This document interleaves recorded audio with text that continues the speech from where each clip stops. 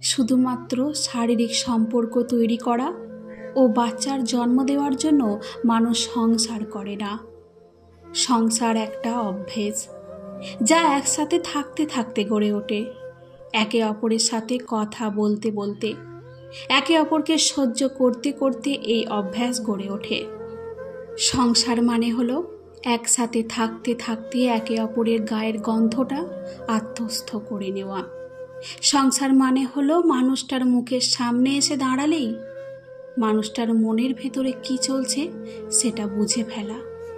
সংসার মানে হলো বড় অফিস থেকে ফিরলে এক গ্লাস জল রোজই মুখের সামনে তুলে ধরা। সংসার মানে হলো ছেঁড়া বোতাম সেলাই করতে করতে নিজেদের ভেতর ভুল বোঝাবুঝিগুলো মাঝে মধ্যে সেলাই করে নেওয়া। সংসার মানে হলো অ্যাডজাস্টমেন্ট, তোমার আমার থেকে আমাদের হয়ে ওঠা। সংসার মানে মাছের ঝোলে নুন বেশি হলেও চুপচাপ হাসি মুখে খেয়ে ফেলা। সংসার মানে হলো রোজই বিছানার উপর রাখা নিজের পার্টনারের ভেজা টাওয়ালটা মেলে দেওয়া। সংসার মানে হলো বিয়ের ডেট একে অপরের জন্মদিনের তারিখ ভুলে গেলেও মানিয়ে নেওয়া।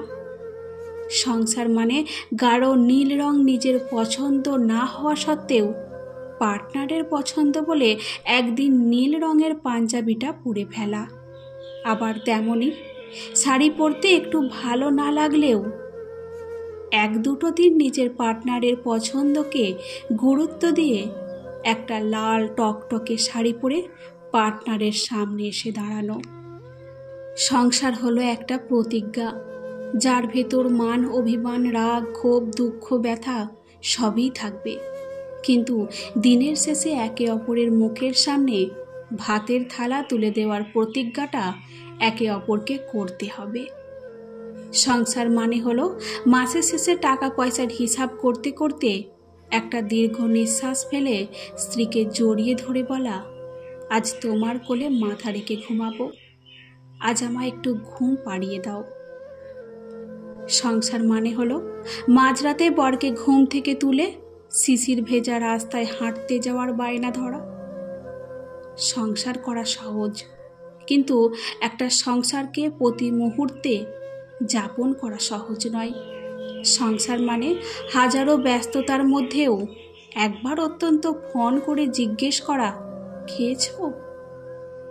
সংসারে ওঠানামা ভাঙা গড়া থাকবেই, কিন্তু হাঁপিয়ে গেলে চলবে না।